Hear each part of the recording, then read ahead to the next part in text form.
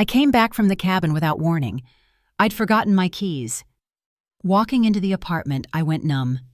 My daughter was on her knees in front of her father-in-law. He was holding her by her hair and saying, "Now I'm going to teach you how a real woman is supposed to act in her husband's house." Friends, before I begin my story, I have a small request. If stories about tough decisions and complicated destinies touch your heart, please subscribe to the channel and hit that like button. And in the comments, let us know what city you're listening from. It always warms my spirit to see how many of us are out there. Enjoy the story. Silence. That was what I valued more than anything. I spent my whole life working as the head archivist of the county, surrounded by the silent witnesses of history, yellowed pages, birth records, and wax seals. Documents don't scream, they don't demand attention, they just hold the truth until someone decides to find it. But for the last 2 years, my own home, my sanctuary with its high ceilings and creaky oak floors, had ceased to be a place of silence. It had turned into a battleground. I always believed that patience was a woman's highest virtue. When my daughter Zadie married Elroy, I made room, both literally and figuratively. I gave the newlyweds the master bedroom and moved myself into the smaller room facing the courtyard.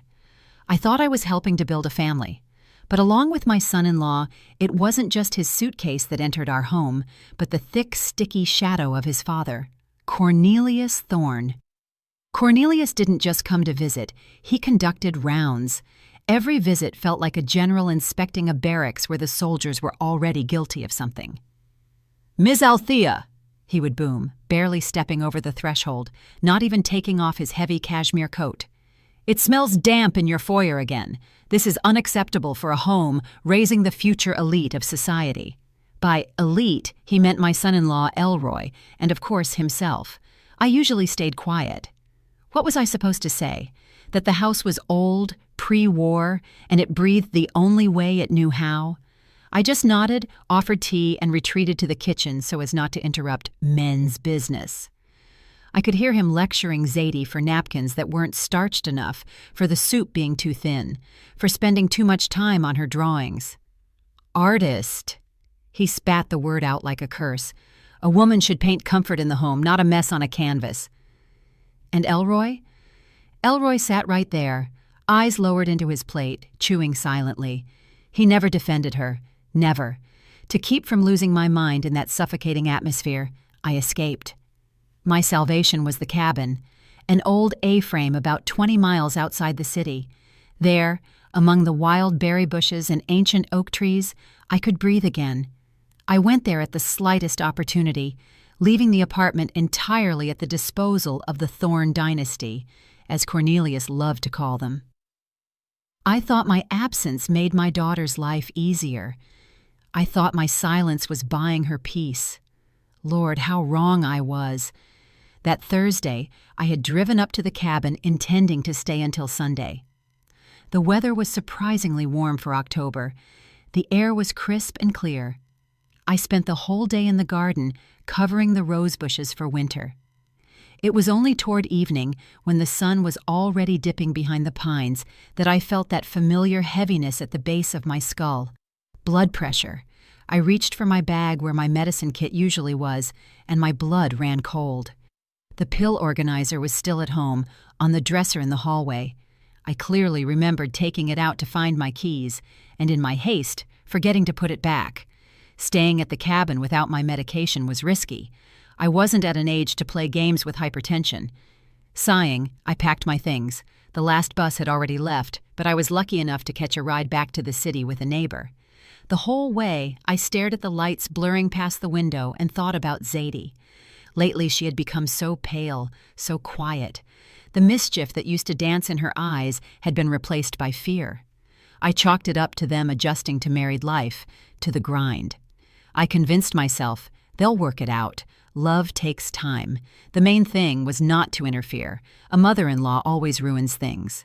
I was so afraid of becoming that angry, stereotypical mother-in-law that I had turned myself invisible. I walked up to my building at dusk. The windows of our third-floor apartment were blazing with bright, anxious light. Usually, Zadie loved dim lighting. floor lamps, coziness. But this was full illumination, like an operating room. Climbing the stairs, I reached for my keys out of habit, but stopped. The door wasn't locked. The latch was just pulled to, but it hadn't clicked into the groove. Someone must have entered or left in a hurry, or they were expecting someone. I slipped into the foyer silently. Years of working in the archives had taught me to walk without disturbing the dust. A strange, ringing silence hung in the apartment. No TV, no clinking dishes, only a low, measured voice drifting from the living room. "Because you don't understand your place, little girl." It was Cornelius. But the tone, it wasn't the grumpy tone I was used to. There was a cold, sadistic threat in this voice. I took a few steps down the hallway. My heart was beating somewhere in my throat, but my feet carried me forward on their own. I stopped in the doorway, hidden by the shadow of the china cabinet, and looked into the living room. The image that revealed itself to me burned away every last shred of sentimentality I had left. In the middle of the room, on our old Persian rug, my daughter, my proud, talented Zadie, was on her knees. She was wearing a simple house dress, her head hung low. Before her, looming like a cliff, stood Cornelius. He was holding her by her hair, not just holding it. He had wrapped her thick, dark braids around his fist, forcing her to tilt her head back so her neck was unnaturally arched. A grimace of pain and humiliation was frozen on her face. Tears streamed down her cheeks, but she didn't make a sound. "Repeat it," Cornelius said quietly, almost gently, and that gentleness reeked of the grave. "Repeat what I said." In the corner of the room by the window stood Elroy, my son-in-law, my daughter's husband. He stood with his back to them, staring into the dark glass. His shoulders were trembling, but he didn't turn around. He knew what was happening, and he was doing nothing. I was wrong," Zadie whispered. Her voice shook and broke. Cornelius yanked her hair harder. Zadie let out a quiet sob. "Louder, and with respect." "I was wrong! Now I'm going to teach you how a real woman is supposed to act in her husband's house, since your own mother didn't bother to explain these simple truths to you." In that moment, something inside me died. The Althea who feared conflict died. The woman who believed that a bad peace is better than a good war died.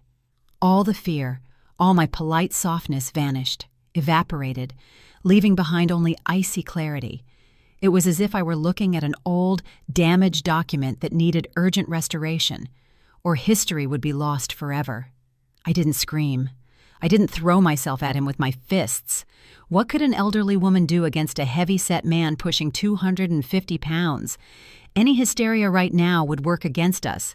He would say I was crazy, that I was imagining things, that this was a disciplinary matter. No, archivists don't make scenes. Archivists document facts. Slowly, trying not to let a floorboard creak, I stepped back into the shadows of the hallway and took my smartphone out of my pocket. The camera turned on silently. I raised the phone, catching Cornelius's profile distorted by power, his fist in my daughter's hair, and Elroy's indifferent back. I hit record. Seconds stretched into eternity. The screen captured every word, every movement. "You should thank us, Zadie. Thank us for accepting you into the family," he said, leaning into her face. "Save." I dropped the phone into my pocket. The video was saved. I had the proof. Now I needed to act, not as a protective mother, but as a strategist. If I walked in now, they would make excuses. I needed to catch them off guard, but in a way that left them no time to concoct a lie. I turned back to the front door, grabbed the handle, opened it wide, and then slammed it shut with all my might, loud and rattling, as if I had just burst in from the street without a care for silence. "Zadie! Elroy! I'm home!" I shouted in a bright, casual voice, throwing off my coat. "Can you believe it? I forgot my medicine!" The sound of the slamming door rang out like a gunshot. A deathly silence fell over the living room, followed by frantic shuffling, like rats scurrying into corners. I took a deep breath and stepped out to meet the enemy. I walked into the living room, shuffling my slippers a little louder than usual, feigning shortness of breath. The scene had changed instantly, like in a cheap vaudeville show where the curtain drops too early. Cornelius was no longer looming over my daughter. He was standing by the fireplace, adjusting the cuffs of his pristine white dress shirt, and a mask of benevolence was rapidly forming on his face, which was still red from exertion. Zadie jumped up from her knees. She moved jerkily like a broken doll. She turned her face away, hiding her eyes from me, and mumbling something incoherent about a kettle left on the stove, she darted past me into the kitchen. I felt her shoulder brush mine. She was trembling. That trembling passed to me, but I forced my hands to stay steady. I just gripped the pill bottle tighter, which had conveniently been in my coat pocket. "Ah, Ms. Althea." The in-law's voice sounded almost joyful, though cold malice still splashed in his small, beady eyes. "We were just discussing family traditions with the young folks. Zadie, you know, she can be a bit too emotional sometimes." "Nerves, it's all nerves." Elroy finally turned from the window. He didn't look at his father. He looked at the toes of his shoes. "Yes, Mama," he squeezed out. "We were just talking." I sank into an armchair, sighing heavily, and rubbed my temples. "Oh, Cornelius, getting old is no joy. My head started hurting so bad I didn't even notice you had come over." "And Zadie?" "Yes, she's sensitive. Been that way since childhood." I saw the tension in his shoulders drop. He bought it. He didn't see a threat. He saw a tired, foolish old woman concerned with her blood pressure. To a man like Cornelius, women are divided into two types, those who can be used and those who can be ignored. I voluntarily stepped into the second category. "You should get some rest, Ms. Althea," he threw out condescendingly, heading for the exit. "I won't tire you out. I have a big day at the committee tomorrow. We're preparing for the city's centennial jubilee. You understand, the Thorn Line has always been at the center of our region's history." He left, leaving behind the smell of expensive cologne mixed with the smell of fear, which now soaked the walls of my apartment. I didn't sleep that night. I lay in the dark, listening to the silence in my daughter's room through the wall. It was too dense, that silence. I knew Zadie wasn't sleeping. I knew she was lying there, staring at the ceiling, hating herself for her weakness. I wanted to go to her, hug her, tell her I saw everything. But I stopped myself. If I interfered now, if I made a scene, Cornelius would just take Elroy, pressure Zadie with debts, and paint us as hysterical women. He was a master manipulator.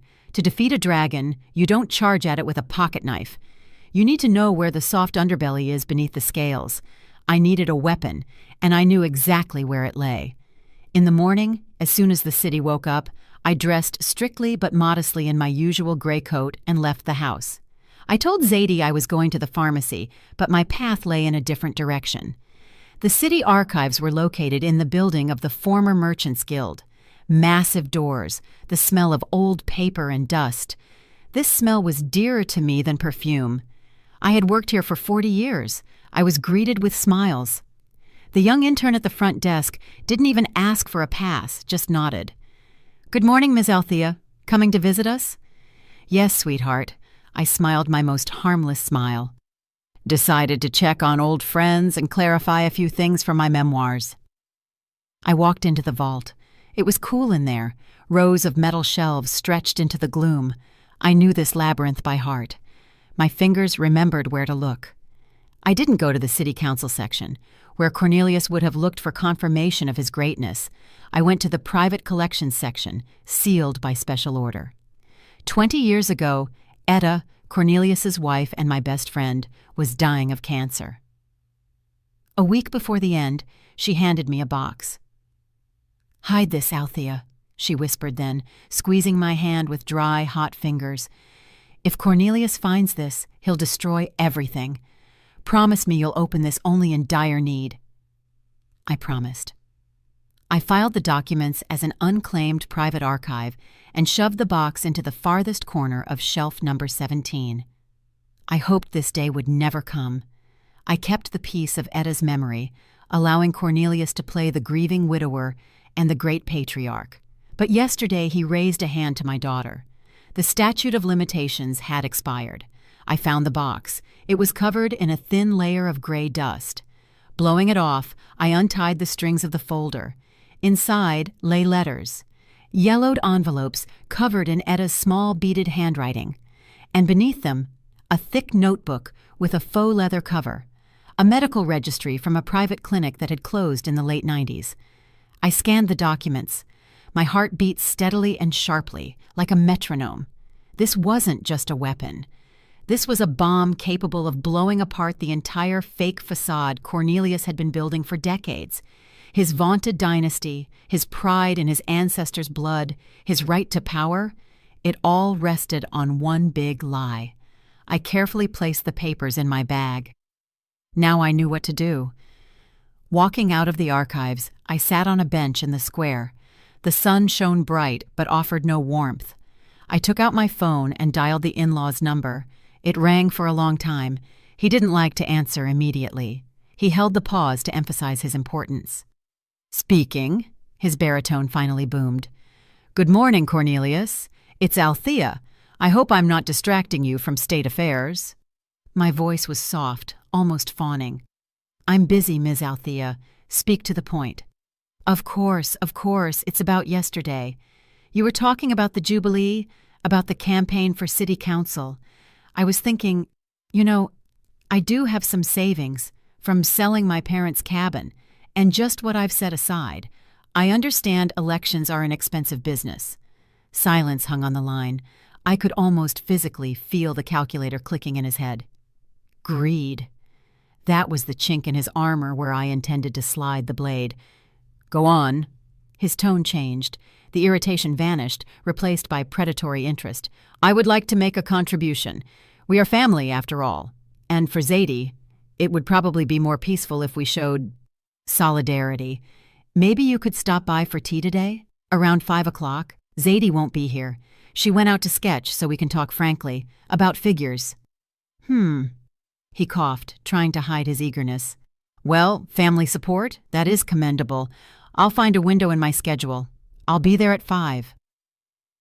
I hung up and looked at the archive building. He thinks he's coming for an old fool's money. He doesn't know I've prepared tea flavored with ashes. At exactly 5 o'clock, the doorbell rang. Persistent, demanding, 2 short bursts. Cornelius wasn't late, and he didn't arrive early. He appeared exactly when he said, as if time itself was obliged to adjust to his schedule. I opened the door, feigning hospitality. I was wearing my best house dress, dark green with a brooch at the collar, and on my face was a mask of submissive waiting. "Come in, Cornelius, come in," I bustled, taking his heavy coat. He allowed me to wait on him without even looking in my direction, as if I were a coat rack. He walked into the living room like he owned the place, scanning the room as if already calculating what could be remodeled. On the table sat my signature caramel cake, fine china, and silver spoons, everything he liked. Attributes of a decent home that he bragged about so much. "Well, Ms. Althea." He sank into the armchair, the springs creaking pitifully beneath him. "I'm glad you've shown some prudence. Family is, above all, a common pot and common goals." He immediately took a piece of cake without waiting for an invitation. He ate greedily but neatly, wiping the corners of his mouth with a napkin after every bite. I sat opposite, hands folded in my lap, observing. "Of course, Cornelius. I understand what a responsibility it is to be a Thorne. The elections, the council, it all requires funds." "Precisely." He nodded, swallowing a chunk. "A campaign is an expensive affair. Banners, meetings, press. People need to see power. They need to see that history stands behind me. By the way, about the sum. What figure are we discussing?" I named a sum. Not too big to look suspiciously generous, but not small either, enough to make his eyes light up with a greedy glint. It was money saved for a rainy day. Well, I couldn't imagine a rainier day than yesterday. "Respectable." He nodded graciously, leaning back. "That will cover the printing costs. Zadie, of course, could earn something herself, but with her character and talents—" He waved his hand dismissively. "You've spoiled her too much, Althea. A woman should be a quiet harbor, not a storm in a water glass. Look at my Etta. She was a saint of a woman, quiet, submissive, knew her place. At the mention of Etta, everything inside me tightened. Knew her place. I remembered that place. I remembered her tear-stained eyes, the bruises she hid under long sleeves, and the animal fear with which she flinched at the sound of his footsteps. Yes, Etta was wonderful, I said quietly, pouring him more tea. By the way, Cornelius, I was going through some old papers in the closet the other day. You know, nostalgia, and I found a curious thing. I stood up and went to the dresser, where I had placed a small stack of letters tied with a ribbon beforehand. It was just a tiny fraction of what I had taken from the archives, the most innocent part, just correspondence between Etta and her sister about the weather and fabric prices. No secrets, just household nonsense. I placed the stack on the edge of the table next to his cup. Etta's letters. I thought maybe you'd find it pleasant to read, to remember your youth. She writes so warmly about your home. Cornelius didn't even touch the letters. He cast a squeamish glance at them, as if I had put a dead mouse on the table. "Why do I need that junk?" he scoffed. "The past should stay in the past. Etta was a simple woman, Althea. What could she write about? Seedlings? Gossip? No." "But it's a memory," I murmured, intentionally playing the role of a sentimental fool. "Memory is monuments, Ms. Althea. It's crests, it's medals, it's achievements. But papers scribbled with women's nonsense, that's trash." He pushed his cup away. "Get rid of it. Better yet, burn it. No need to clutter the house. You can already barely breathe in here from the dust." He said it with such ease. Burn it. He was sure he knew everything about his wife. He was sure she was an empty shell created only to serve as his background. His arrogance was so great, he didn't even entertain the thought that a simple woman could have her own secrets. That was his fatal mistake. He underestimated not only me, but the woman he lived with for 30 years. "As you say, Cornelius," I agreed submissively, putting the letters back in the drawer. "You know best." He stood up, brushing crumbs from his trousers. The talk about money had calmed him, filled him with a sense of self-importance. He got what he came for, and now hurried to leave so as not to waste his precious time on the company of a boring old woman. Already in the foyer, putting on his coat, he stopped and looked around the hallway. "By the way, Ms. Althea, since we are now partners in the campaign, next week photographers are coming to see me. Need the ambiance for the brochure, you understand? The atmosphere of an old noble nest. My study is being renovated, so I decided to hold the shoot here. You have high ceilings, crown molding." I froze. He wasn't asking. He was stating a fact. "Here?" I repeated. "Yes, but some things need fixing." He pulled a folded sheet of paper from his pocket and handed it to me. "Here's a list. Those curtains in the living room? Hideous. Take them down. We need heavy velvet ones, burgundy or emerald. Rearrange the furniture according to the diagram, and take those knickknacks off the shelves. Leave only the leather-bound books. Everything must look dignified. Get it done by Tuesday." He shoved the list into my hand like I was a bellhop at a hotel. "And warn Zadie. Have her dress decently. No jeans. Floor-length dresses, hair pulled back. She needs to look like a worthy daughter of her—" He caught himself for a second. "Of her husband." He slapped me on the shoulder with a heavy, patronizing gesture. "Don't let me down, Althea. We're doing this for the future." The door closed behind him. I stood in the hallway, clutching the list of his demands in my hand. Remove the curtains, move the furniture, hide the knickknacks. He was ordering me to reshape my own home, to turn it into a set for his play. I unfolded the paper. His handwriting was large, sprawling, with heavy pressure. The list was long. I walked slowly into the kitchen, put the paper on the table next to the half-eaten cake, then took out a matchbox. I struck a match against the side. The flame flared up merry and bright. I held it to the corner of the list. The paper caught instantly. I watched the fire devour his orders, watched the letters blacken and curl, turning into ash. "Burn that trash," he said about Etta's letters. "Well, Cornelius, I fulfilled your request. I started burning the trash. You were just mistaken about exactly what constitutes trash in this house." The ash fell onto the saucer. I rubbed it with my finger. Black soot stained my skin. Now that he had so carelessly brushed off the past, confident in his invulnerability, my hands were untied. He invited war into my house himself. He set the date of the battle himself. Tuesday, photo session. Perfect. I would have just enough time to prepare the scenery, only the script would be mine. And at the finale of this play, he wouldn't be getting any applause. I went to wash the dishes. The water rushed, washing the leftover frosting from the plates, and a plan was already forming in my head. Quiet, not hysterical, quiet as a whisper in a library, a whisper that brings down empires. The next morning, I started my renovations, but instead of running to the store for velvet drapes, I put on my Sunday coat and went visiting. First on my list was Mrs. Calloway, Lucille, the widow of the former mayor. This woman knew everything about the city, and more importantly, the city knew everything from her. She was a living telegraph, transmitting news faster than any internet connection. I didn't come empty-handed. I brought an album of old photographs, allegedly to prepare an exhibition for the Jubilee. "Lucille, darling," I cooed, flipping through pages over tea. "Look, isn't this precious? That's our park in 53. And this... Oh, look, that's Cornelius's grandfather." I pointed to a group shot of factory workers.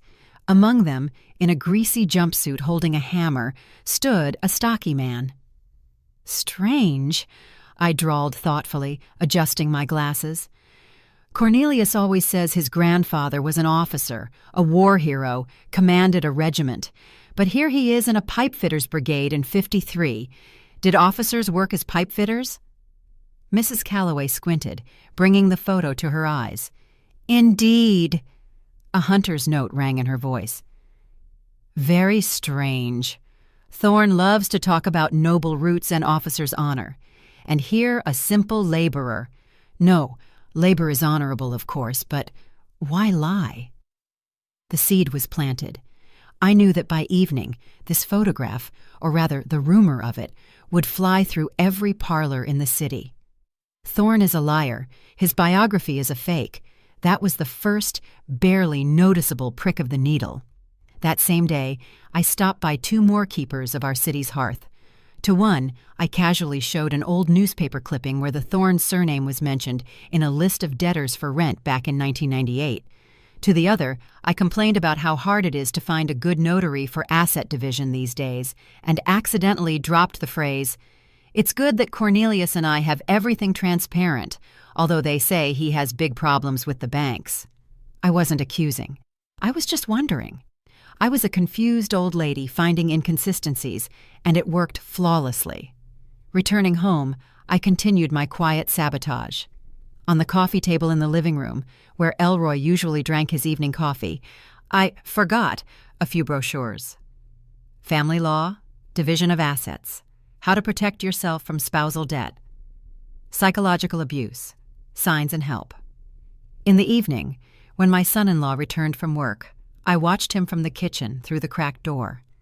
He sat on the sofa, rubbed his face tiredly, and reached for the remote. His gaze fell on the bright cover of the divorce brochure. He froze.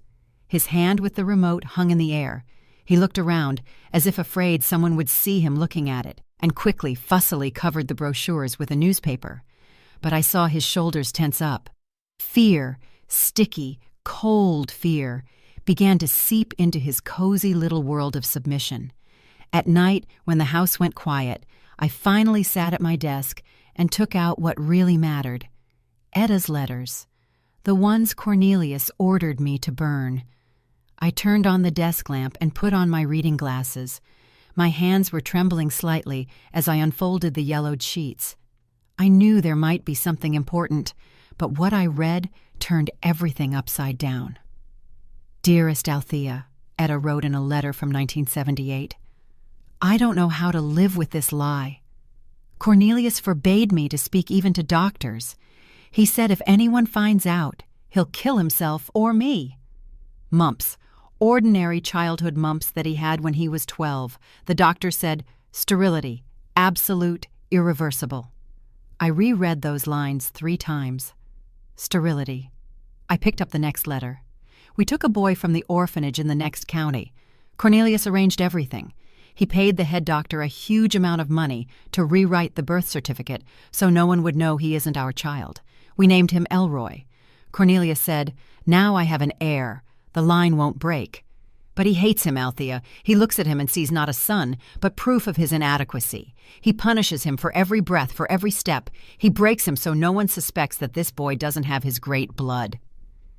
The medical registry confirmed every word. Patient record, Thorne, C. Diagnosis, orchitis, complicated by azoospermia. And next to it, the forged birth certificate for Elroy, where in the field for father, a confident hand had written, Thorne Cornelius. I leaned back in my chair. The room was stuffy, but I was shivering. Elroy wasn't his son. All this tyranny, all this blood cult, all these endless talks about breed and genes, it was all a monstrous, grotesque lie. Cornelius wasn't just lying to those around him.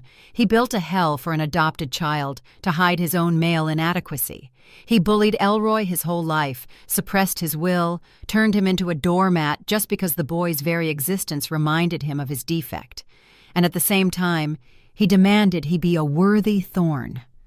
What cynicism! What bottomless vileness! I carefully folded the letters back into the folder. Now I held in my hands not just dirt. I held the key to Elroy's freedom. If he finds out, this tyrant is nobody to him. If he understands he isn't obligated to carry the cross of a dynasty that doesn't exist. Suddenly, my bedroom door creaked. I jumped and quickly covered the folder with a shawl. Zadie stood in the doorway. She was in a nightgown, pale as a sheet, with dark circles under her eyes. Her hands picked at the lace hem. "Mama," she whispered, "are you awake?" "No, darling, come in." She came in and sat on the edge of my bed. She was shaking. I silently took her hand. Her fingers were ice cold. "Mama, I can't take it anymore."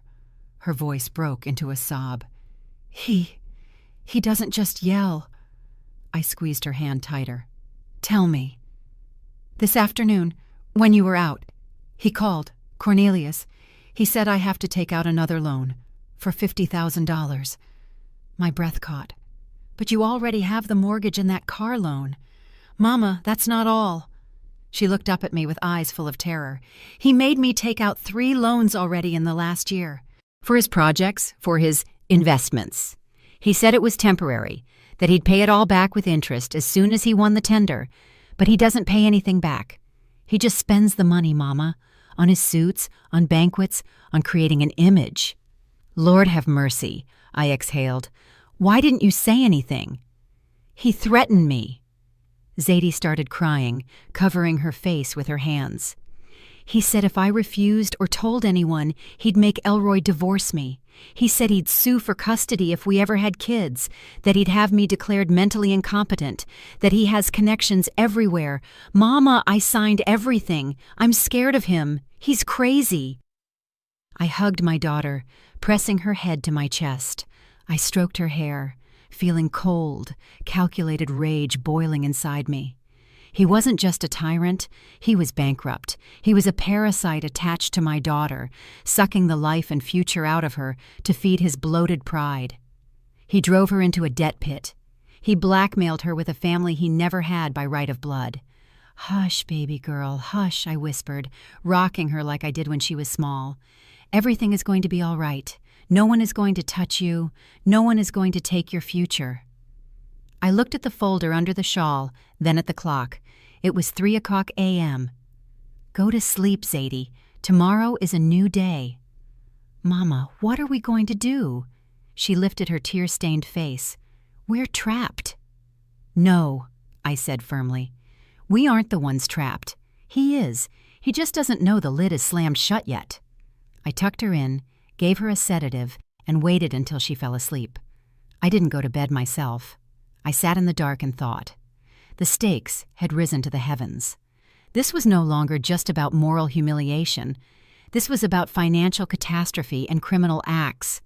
If I simply exposed his lineage, in his malice, he might destroy Zadie financially before he went down. The loans were in her name. Banks don't care who anyone's son is. I needed to act fast and ruthlessly. I didn't just need to defeat him.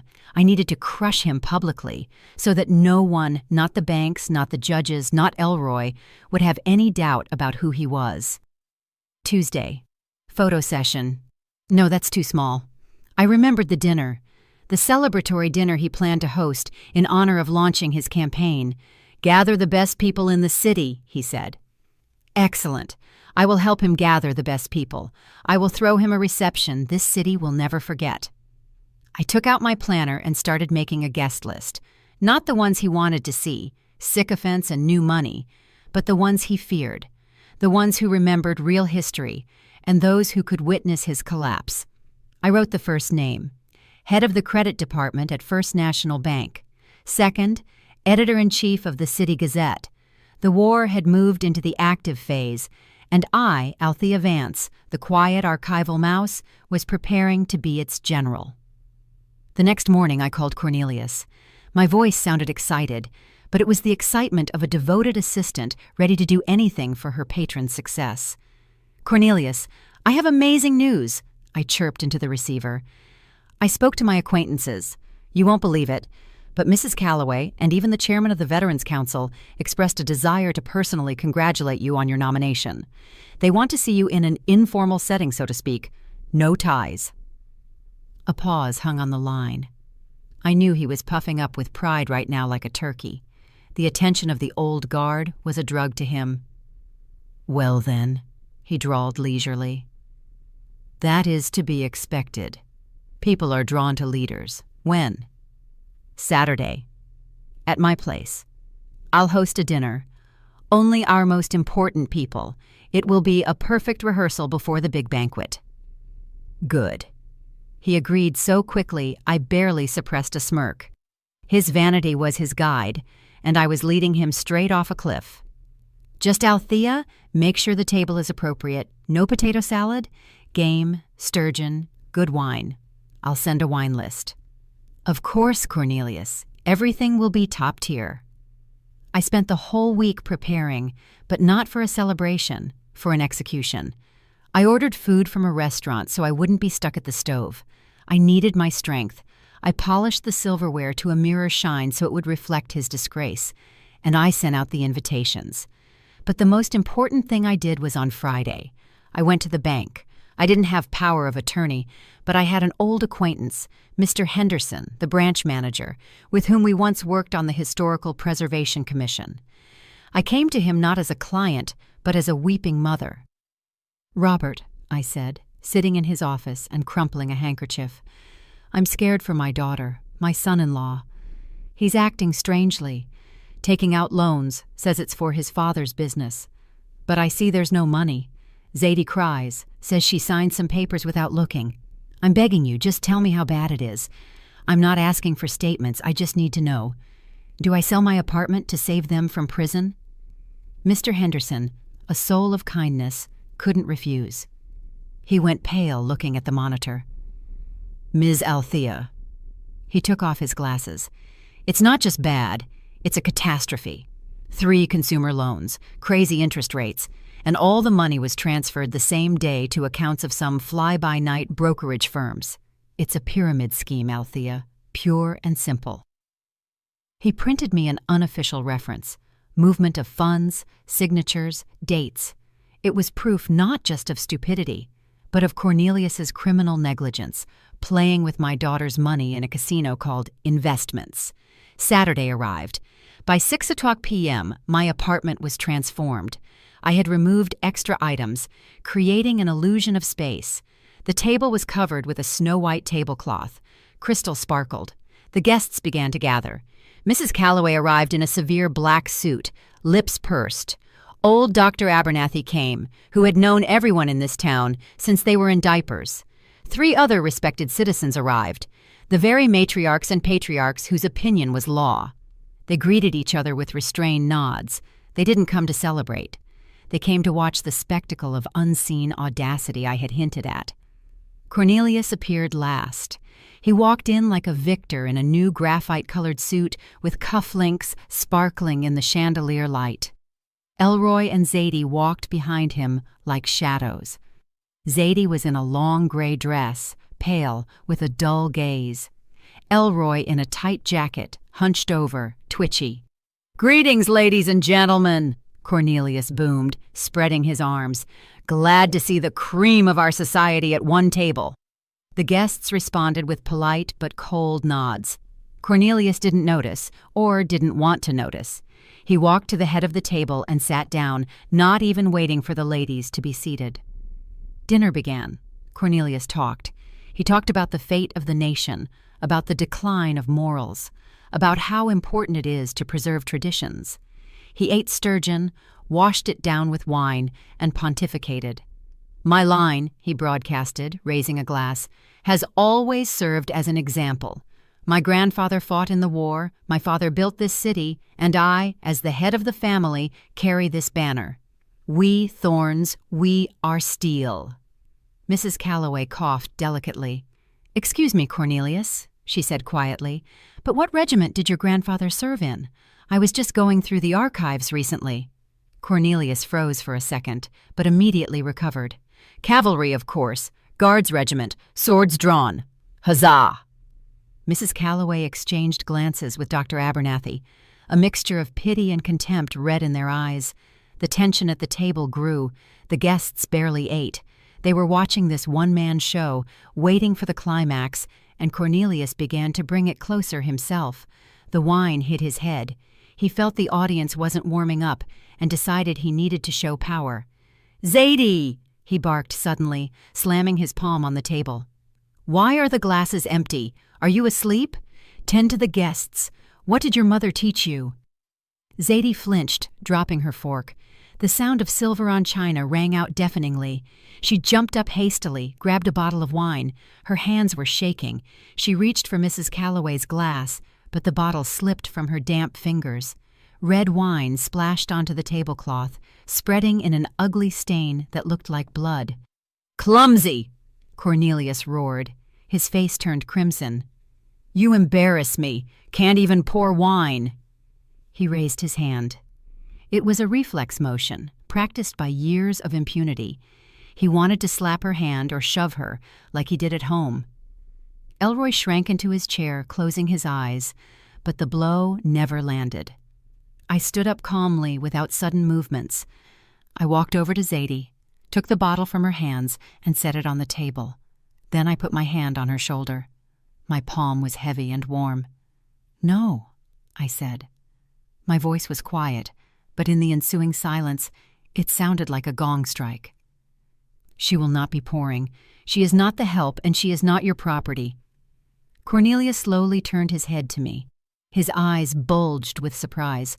"Mutiny on the ship from this gray mouse?" "What did you say?"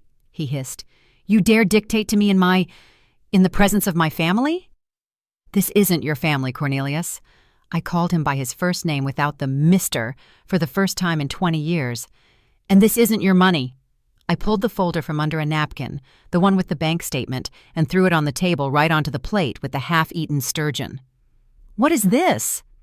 He recoiled squeamishly. "That is the bill," I said. "The bill for your greatness. 3 loans in Zadie's name, $75,000. Money you stole from your children and threw to the wind on those investments of yours that popped like soap bubbles." The guests gasped. Dr. Abernathy reached for the folder, opened it, ran his eyes over the lines. "My God," he muttered. "Crypto guarantee? Cornelius, did you put the children's money into pyramid schemes?" Cornelius went pale. Sweat broke out on his forehead in large drops. "That's a lie," he shouted, jumping up. "It's a fabrication. This witch wants to frame me. I am a businessman. I have assets." "You have nothing," I cut him off. You are bankrupt, Cornelius. You live off your son's wife, whom you drive into debt by threatening to destroy her marriage. You aren't a patriarch. You are a parasite." "Silence!" he roared, losing human form. He grabbed a steak knife from the table. "I'll kill you!" Zadie screamed. The guests recoiled in horror. "Go ahead," I said, looking him straight in the eyes. I didn't step back an inch. "Strike me in front of witnesses. Show them all who the real Cornelius Thorne is." He froze with the knife in his hand. His chest heaved. He looked around. 10 pairs of eyes were staring at him, and in those eyes there was no respect, no fear, only disgust. He slowly lowered the knife. Silver clattered against the plate. You don't understand," he wheezed, trying to regain shreds of dignity. "I did it for the family, for the future." "For the future?" I asked. "What future? A future built on lies?" I took a step toward the table and picked up the second folder, the one that had been lying on the sideboard. The folder with Etta's letters.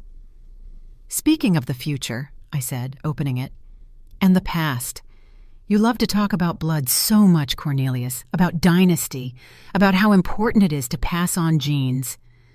I pulled out the medical chart, old and tattered. "What is that?" He backed away. He recognized that notebook.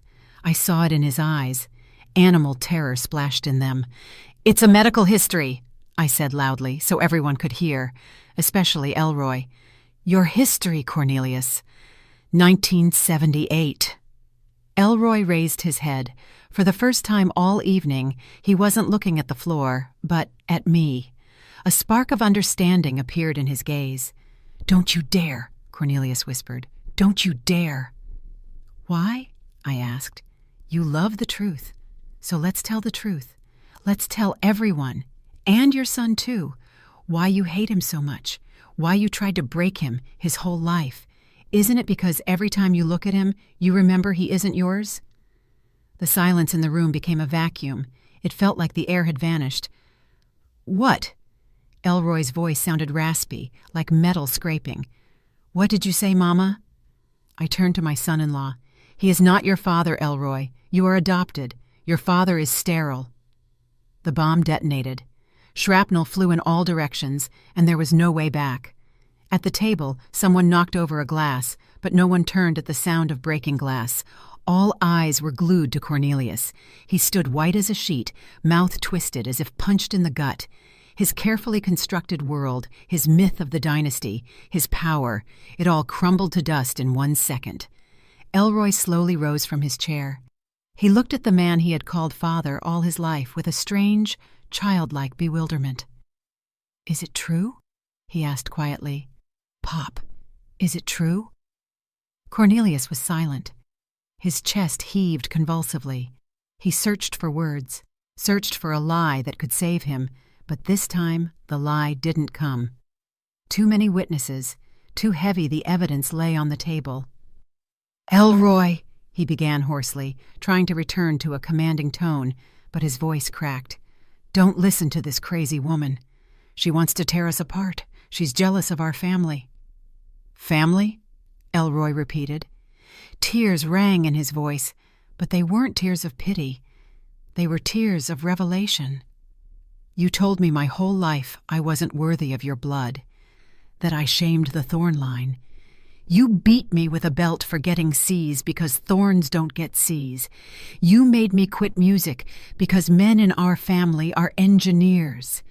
And now it turns out there is no family line?" "Shut up!" Cornelius roared, turning purple. "I raised you! I fed you! I made a man out of you! You should kiss my feet, you puppy!" He stepped toward Elroy, raising his hand. The habit of hitting, the habit of suppressing, worked automatically. But this time, Zadie stood between them. My quiet, intimidated daughter stepped forward and shielded her husband.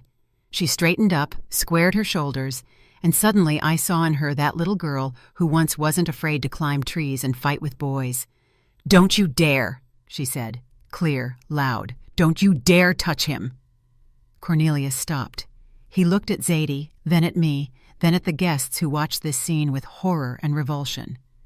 You all conspired?" he screamed, spitting saliva. "It's a conspiracy. You want to destroy me? I am Cornelius Thorne. I am a candidate for council. I will grind you all into powder." He lunged at me, fists clenched. "You old witch! You set this all up! Give me the papers!" He wanted to snatch the folder from me, but I didn't flinch. I looked him straight in the eyes, and in my eyes, he saw his death. Not physical, no, social. "I won't give you anything, Cornelius," I said in an icy tone. "And if you take one more step, if you lay a finger on my daughter or Elroy, I will send these documents not only to the council, I will send them to the district attorney along with a statement of fraud, along with recordings of your threats, along with Zadie's testimony about how you forced her to take loans." He froze. The word attorney acted on him like a bucket of ice water. He knew his financial affairs were a house of cards. He knew if anyone started digging, he would go to jail, and for a long time. "You wouldn't dare," he whispered. There was no confidence left in his voice. "I would," I answered. "I already have. I sold my jewelry, Cornelius, my grandmother's earrings, the ring my husband gave me. I paid off one of the loans this morning. Now I am your creditor. Part of the debt belongs to me, which means I have every right to demand answers." I was bluffing. I had only paid off a small part, the interest, to buy time. But he didn't know that. He was financially illiterate. He feared numbers just as much as he feared the truth. You're lying." "Want to check?" I took out my phone. "I have a recording of our conversation the day you dragged Zadie by her hair. Want me to play it right now? Let everyone hear how the patriarch speaks to women." I tapped the screen. The silence of the room was torn by his voice, recorded days ago. "A real woman is supposed to act in her husband's house." The sound was clear, vile. Cornelius backed away. He looked at the door. The guests were silent. Mrs. Calloway looked at him like she found a cockroach in her soup. Dr. Abernathy shook his head. Cornelius realized he had lost. His public execution had taken place. The mask was ripped off, and underneath was the ugly, pathetic face of a coward. He turned to Elroy. It was his last chance, the last hope that years of training still worked. "Son," he said, changing his tone to a pitiful, pleading one. "Son, don't listen to them. They want to separate us. I love you. I did everything for you. Was I strict? Yes, but times are hard. A man needs to be toughened. Let's go. Let's go home. We'll sort it out. We're family." He reached out his hand, the hand that a minute ago wanted to strike. Elroy looked at that hand. A painful struggle was happening in his eyes. 20 years of fear, 20 years of submission fought against 1 minute of truth. He looked at his father, then at me, then at Zadie, who still stood before him like a shield. And suddenly he exhaled deeply, convulsively, as if dropping a concrete slab from his shoulders. "No," he said. "What?" Cornelius blinked. "No," Elroy repeated firmer. "I'm not going anywhere with you. And I'm not your son. You said it yourself in the documents." "Elroy!" Cornelius squealed. "You're betraying your father." "I am betraying a lie," Elroy answered. He stepped to Zadie and took her hand. "My family is here. It's Zadie and Ms. Althea. And you're just a man who lived in my house." Cornelius staggered. It was the end. His creation, his project, his victim had rejected him. "Get out," I said quietly. "Get out of my house, Cornelius, and never come near my children again." He swept a wild gaze over everyone. "You'll regret this," he spat. "You'll all come crawling back to me on your knees. I am a thorn. I am—" "You are nobody," Mrs. Calloway interrupted him. She stood up and walked over to me. "Althea, darling, pour me some tea. And this gentleman, it seems, has overstayed his welcome. The door is that way." Cornelius grabbed his jacket from the back of the chair. He ran out of the room, stumbling, ridiculous and pathetic in his anger. We heard the front door slam. Silence hung in the room, but it was a different silence. neither heavy nor suffocating. It was the silence after a storm, when the air becomes clean and fresh. Elroy sank onto a chair and covered his face with his hands. His shoulders shook. He was crying. For the first time in years, he wasn't crying from humiliation, but from relief. Zadie hugged him, stroking his head. I looked at the guests. "I apologize for the scene," I said, fixing my hair. "It seems dinner is a bit ruined." "Oh, nonsense, Althea," Dr. Abernathy smiled, raising his glass. "On the contrary, this was the most honest dinner in years. To the truth, my friends." We clinked glasses. The sound of crystal was pure and joyful.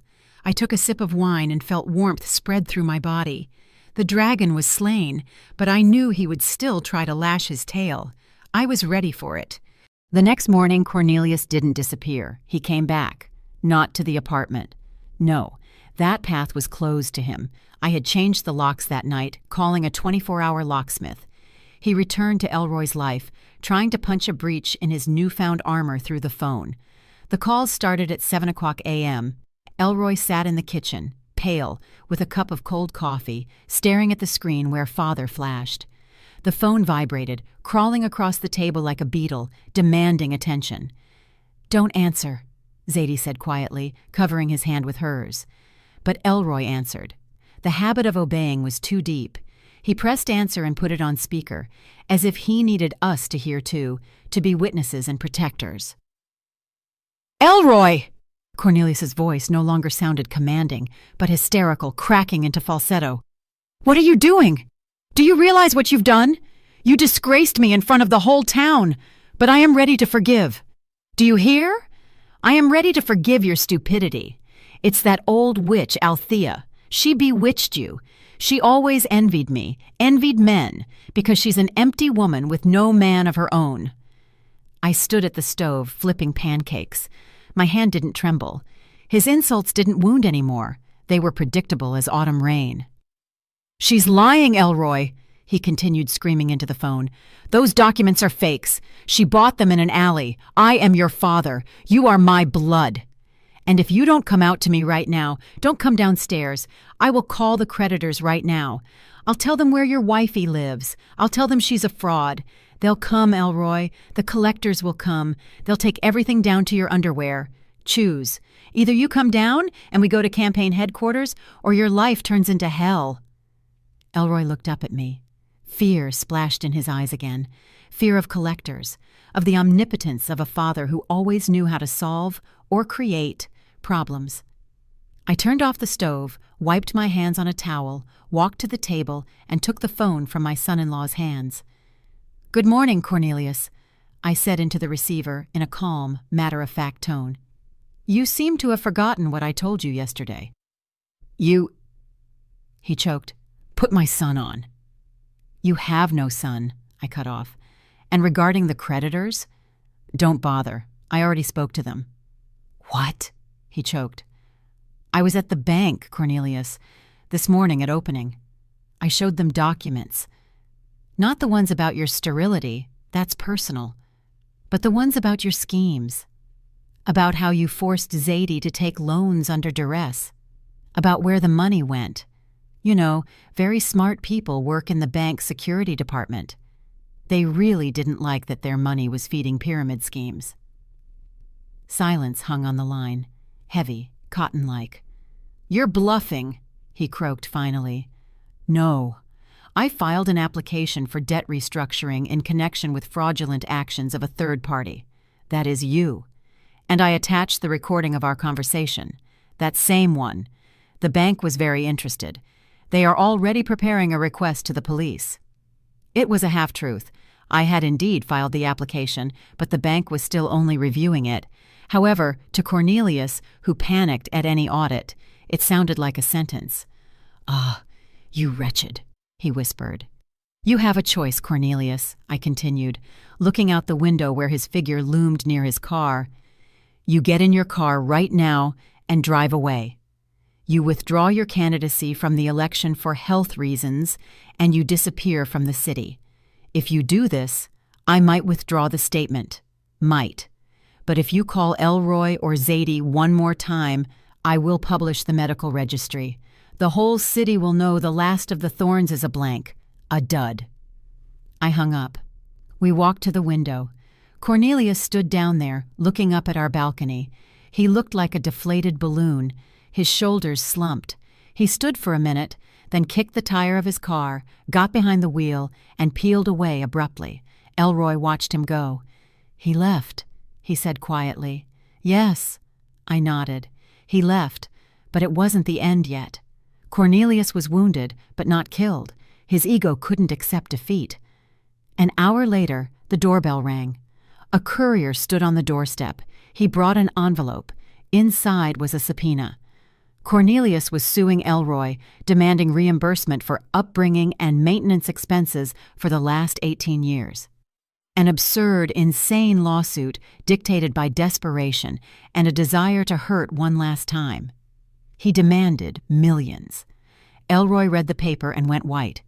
"He wants to sue," he whispered. "Mama, he wants to sue me for everything I've earned." "He wants to scare you," I said, tearing the subpoena in half. "This is the raving of a madman. No court will accept this, but he wants to fray our nerves." "I'm going to him," Elroy said suddenly. Zadie and I exchanged looks. "No," my daughter cried out. "You aren't going. I won't let you." "I have to." Elroy stood up. His face changed. That softness, that looseness that was always in him disappeared. A hardness appeared. "I have to look him in the eye one time and say everything myself. Not on the phone, not through you, Ms. Althea. Myself. Otherwise, I will never be free." I realized he was right. This was his closure, his battle. I gave him the weapon, but he had to deliver the strike. "All right," I said. "Go. But remember, you owe him nothing. Absolutely nothing." Elroy left. We waited for him for 2 hours. Those were the longest 2 hours of my life. Zadie paced the room. I sat in the armchair, clutching the rosary I found in Etta's jewelry box. He returned, calm. "Well?" Zadie rushed to him. Elroy sat on the sofa and unbuttoned his collar. "He screamed," he said. "He cried. He threatened. He offered me money if I came back and played the role of son for the election. He said without him I am nobody." "And you?" I asked. "And me?" Elroy smiled a weak but genuine smile. "I just listened. I looked at him and saw an old man. A lonely, pathetic old man who built a castle out of sand his whole life. And when he finished yelling and demanded I hand him his coat like before." Zadie held her breath. "I stood up, took the coat, walked up to him. He straightened his shoulders, thought I broke, and I just hung the coat on the rack, opened the door, and said, 'Dress yourself, Cornelius. You have hands.' And I left." I exhaled. Warmth spread through my chest. "He screamed at my back," Elroy added. "But I didn't hear any more. I walked and thought, what a good day it is today." At that moment, as if confirming his words, the sun came out from behind the clouds, flooding the room with bright light. The shadow of the dynasty had dissipated. We won, but ahead lay the hardest part, learning to live without war, to live just because, happily. 3 months have passed. If you walked into our apartment now, you wouldn't recognize it. The first thing we did was get rid of those heavy, dusty drapes Cornelius loved so much. Now the windows are open to the light, and light ivory tulle sways in the spring breeze. The air in the house has changed. It no longer smells of fear and heart drops. It smells of linseed oil and turpentine. Zadie is painting again. Her easel stands in the exact spot where she once stood on her knees. Now she stands here at full height, brush in hand, and on her canvases bloom bright living cities where no one holds anyone prisoner. Elroy doesn't live with us. That was my condition, and to my surprise, he insisted on it himself. He's renting a small studio on the other side of town. He goes to a therapist, learns to breathe again, learns to make decisions, from choosing toothpaste to planning a budget. He and Zadie, they're like high schoolers now, going on dates, walking in the park, getting to know each other all over again without the looming shadow of a father. I see Elroy look at her not as a life raft, but as a woman he chooses every day of his own free will. And me? I return to where I always felt best, the cabin. I'm sitting on the porch, wrapped in a blanket. Before me steams a cup of tea, the same one made of fine china with a gold rim that I drank from when I declared war on Cornelius. Now it is my victor's cup. Around me is silence, but it's not that ringing emptiness of loneliness. It is the silence of peace.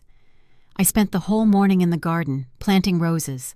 My hands, used to the paper dust of archives, are now in the earth. I'm planting the peace rose variety, large yellow-pink buds. They say they are very resilient, like us. The gate creaked. It was the mail carrier, old Mr. Fred, bringing newspapers and bills. I wasn't expecting letters, but among the electric bills lay a plain white envelope with no return address. The postmark was blurry, but I made out the name of the town, a distant county seat way up north, where winter lasts 6 months. I opened the envelope. Inside, there was no letter, just a clipping from a local paper, the Northern Herald, dated last week. The blurb was tiny, in the miscellaneous column. A poor-quality photo showed the opening of some municipal archive or DMV office. In the center, cutting the ribbon, stood the mayor of that town, and to the side, in the background, in a baggy, cheap suit with a folder under his arm, stood him, Cornelius. He looked small, hunched. Where did his lordly posture go? Where did that commanding squint vanish? In the photo was an ordinary, tired clerk. Junior record specialist, the caption read, listing those present. He fled to the edge of the world to start over. But there, in that cold land, without Zadie's money, without my silence, without Elroy's submission, he became who he really was, nobody. A small man with big ambitions that are now only good for shuffling papers from one desk to another. I looked at his face on the grainy newsprint. I felt neither schadenfreude nor pity, only deep, absolute indifference. He was to me no more than a historical fact, an unpleasant episode that had finally concluded. I took out a box of matches, struck the sulfur head. The flame danced in the wind, but I shielded it with my palm. I held the flame to the corner of the newspaper clipping. The paper flared up instantly. I held it until the fire reached Cornelius's very face, devouring his fake smile, his fear, his past. The ash fell to the ground at the roots of my new roses. Good fertilizer. "Goodbye, Cornelius," I said aloud. The wind picked up the black, weightless dust and carried it into the garden, dissolving it in the air. I took a sip of tea. It was strong, sweet, and hot, the taste of freedom. I closed my eyes and turned my face to the spring sun. I am no longer just a mother or a grandmother, and certainly not a quiet mouse. I am a keeper who was able to protect her fortress, and now, for the first time in many years, the gates of this fortress are open only for happiness. Did you like the story, and which city are you listening from? Let's meet in the comments. If you liked the story, you can support me by sending a super thanks so I can keep bringing more stories like this. Thank you so much for your sweet support. I'm looking forward to your comments on the story. On the screen, you can see 2 new life stories that I highly recommend. There's so much more on my channel. Don't forget to subscribe. See you in the next life story with love and respect.